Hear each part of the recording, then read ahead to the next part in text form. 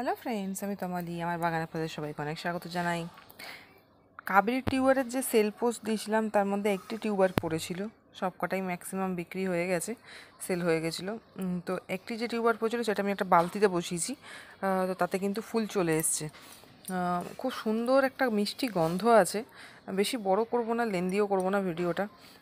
Already আমি বলেছি যে কী কী দিয়ে আমি মাটি বানাই।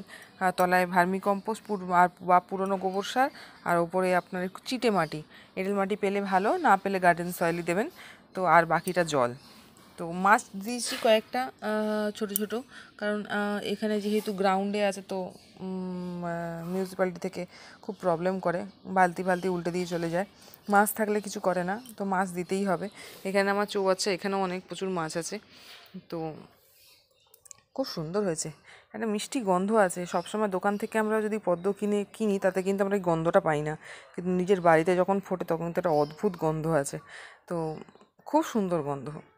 তো কাবেরী আপডেট ভিডিও দিলাম আজকে, সেপ্টেম্বরের ফার্স্ট উইক।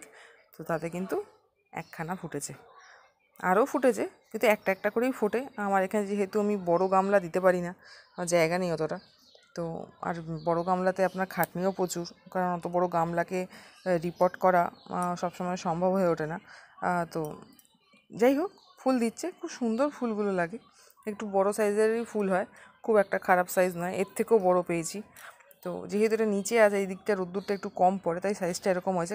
আজকে এরকম হয়েছে, আজকে আমি খুললাম জাস্ট ফুলটাকে। এটা যদি থেকে যায়, কালকে এর থেকে আর একটু বড়ো হয়ে যাবে। তো এইটুকুই ছোট্ট একটা ভিডিও দিলাম, দেখে বলবেন কীরকম লাগলো।